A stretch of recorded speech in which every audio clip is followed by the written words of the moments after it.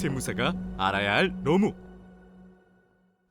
반갑습니다. 세무사님, 강세일 노무사입니다.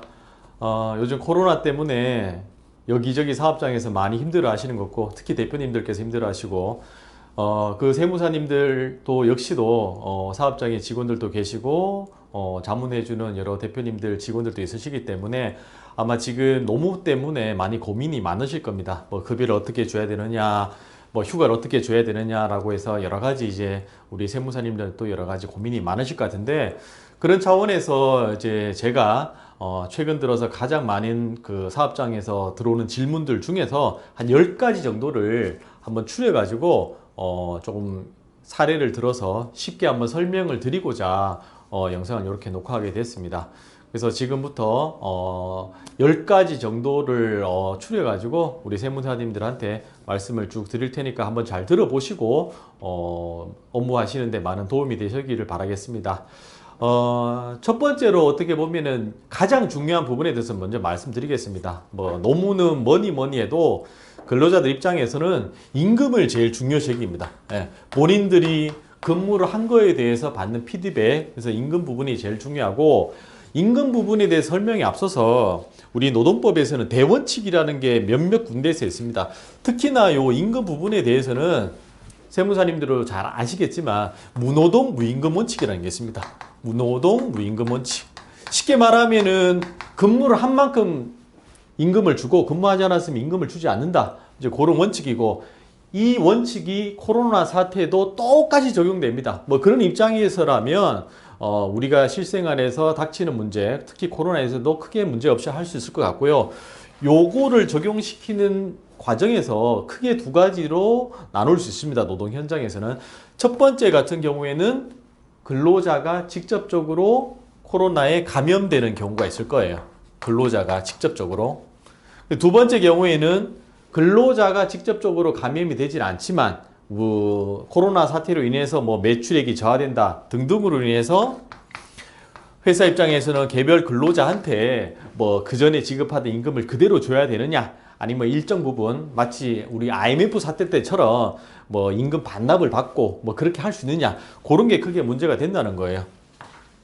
자, 요 두 가지에 대해서 간단하게 살펴보면, 첫 번째로 이제 감염이 근로자가 직접적으로 감염되었을 경우, 이제 어떻게 보면 이렇게 되면은 요 원칙이 바로 적용되기 때문에 일단은 무임금이 되는 거죠. 급여가 지급되지 않는다는 원칙이죠. 근데 이제 그 근로자 입장에서는 당장 생계가 막막하기 때문에 요 부분에 대해서 두 가지 정도로 사업장에 질문이 많이 옵니다. 그 대표적인 게 뭐냐면, 첫 번째가 산재죠, 산재. 첫 번째가 산재가 되느냐 안 되느냐에 대해서 질문이 올 수 있고, 두 번째가 연차에 대해서 질문이 올 수 있습니다. 산재 같은 경우는 보통 사업장에서 취업규칙에서 어떤 식으로 병가를 작성하고 규정하고 있는지에 또 달라집니다.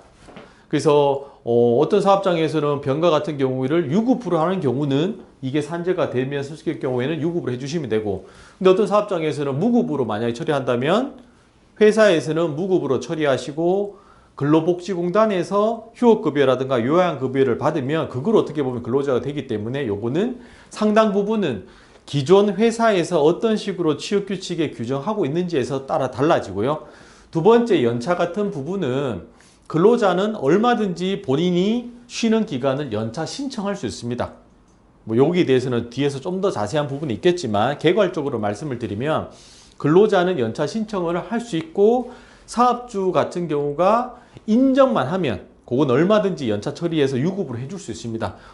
뭐 어떻게 보면 근로자 입장에서는 코로나 걸린 것도 막 힘든데 돈까지 못 받으면 더 힘들지 않겠습니까? 또 사업주 입장에서도 뭐 법적으로 하면 너무 비인간적이니까 이 정도는 제가 볼 때는 사업주에서 해주는 게 뭐 법적인 걸 떠나서 도의적으로 맞지 않나라는 생각을 간단히 해보고요.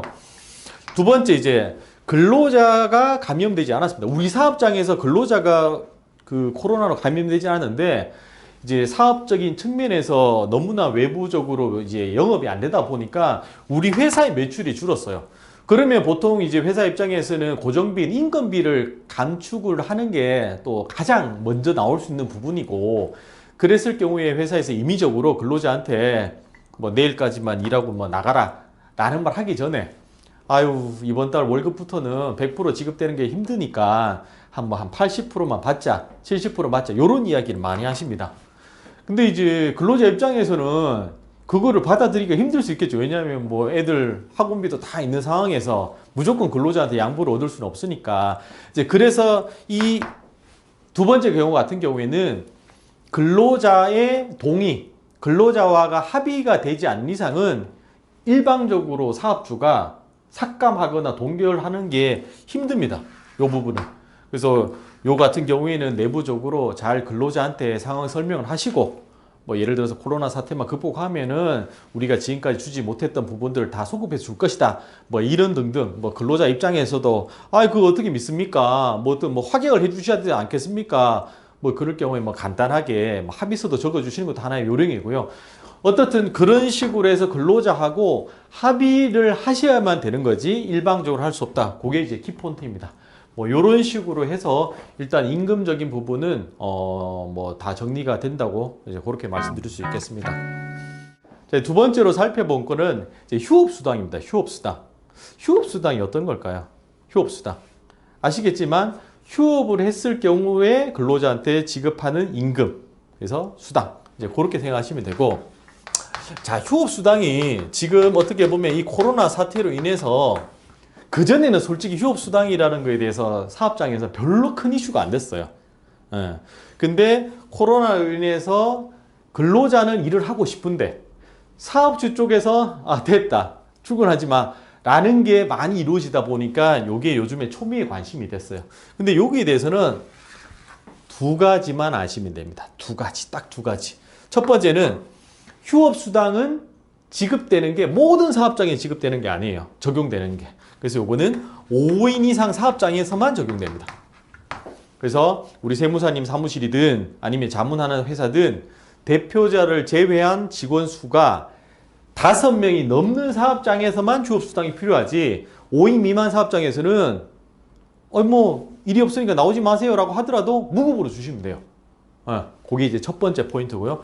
두 번째 포인트는 그 일을 못하게 되는 사유, 사유. 정확하게 따지면 귀책 사유가 누구한테 있는지에 따라서 지급 여부가 결정이 되고요.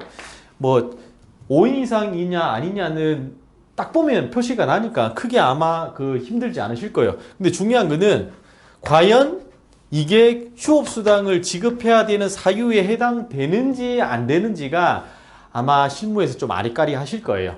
그래서 요 부분이 조금 이슈가 되니까 요 부분에 좀 자세하게 설명하고, 일단은 먼저 휴업수당을 지급해야 되는 사유, 지급을 해야 되는 사유부터 먼저 볼게요. 자, 지급을 해야 된다는 말은 다르게 말하면 이 귀책이 누구한테 있냐면 우리 사업주한테 있는 거예요. 우리 대표님 때문에 근로자가 출근하고 싶은데 출근을 못 한다는 거죠. 자, 그런 경우가 대표적으로 어떤 경우가 있냐면, 첫 번째 같은 경우에는 원자재가 부족하는 경우, 그 다음에 매출 부진 등등의 경우예요. 지금 뭐 저 주변에서도 이런 사업장이 엄청나게 많아요. 특히 뭐 식당이라든지 뭐 호텔이라든지 병원, 이런 데가 손님이 일단 안 오니까, 손님이 안 오기 때문에 예년 대비해서 매출이 반토막 뭐 60% 70% 떨어지는 데가 많아요. 그런 사업장에서는 손님이 안 오니까 직원도 필요 없죠. 그래서 대표님들은 임금비라도 아끼지 않은 차원에서 근로자한테 출근을 하지 말라고 하는데, 정확하게 말씀드리면 이 경우라도 집에서 쉬고 있는 근로자한테 평균 임금의 70%, 그러니까 월급의 70% 정도 줘야 돼요. 200만 원 같은 경우에는 140만 원 지급을 해야 된다는 거죠. 그게 이제 휴업수당이니까. 그래서 일단은 외부적인 변수로 코로나로 인해서 매출이 떨어지더라도 그거는 대표님 책임이다. 자, 그게 이제 첫 번째고요. 두 번째는 이런 경우가 있습니다. 코로나로 인해서 법상 뭐 전염병에 관한 법에 의해서가 아니고 회사 차원에서 예방적으로 그 근로자한테 출근을 안 하게 하는 경우죠. 대표적인 게 뭐냐면은 그 직원이 사는 아파트에 확진자가 나왔어요.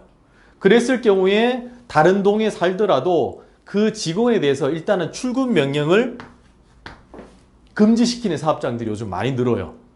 그랬을 경우에 과연 이 근로자한테 귀책을 물을 수 있는지가 두 번째 많은 포인트가 돼요. 이거는 비단 아파트뿐만 아니라 그 근로자가 다니는 교회가 될 수도 있고요. 그 근로자가 다니는 뭐 동호회가 될 수도 있고, 그 남편이 다니는 회사가 문제가 돼서 이 남편이 문제가 되니까 가족인 이 와이프가 다니는 직장의 대표님이 안 할 수도 있고, 뭐 세무서 사무실에 있는 직원도 그럴 수도 있고, 어떻게 보면 간접적인 거죠. 간접적으로 우리 사업장에서 다른 직원들을 보호하기 위해서 이 직원한테 예방적으로 출근을 못하게 하는 경우, 요 경우가 좀 애매해요. 어떻게 보면은 법으로 인해서 이 사람을 출근을 금지시키기 때문에 대표님의 귀책이 아니고 근로자의 귀책으로도 볼 수 있는 부분도 있어요. 근데 여기서 이제 법적으로는 요 부분조차도 우리 대표님한테 책임을 물어요. 회사 책임이 있다는 거죠. 그래서 이런 이제 예방적인 차원에서 이루어지는 출근 금지 같은 경우에도 휴업 수당을 지급을 해야 된다. 그래서 첫 번째하고 두 번째 같은 경우에는 어쩔 수 없이 평균 임금의 70%에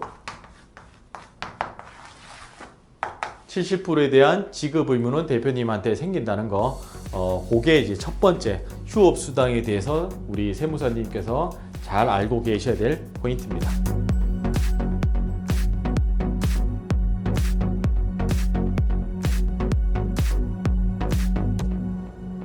세무사가 알아야 할 노무.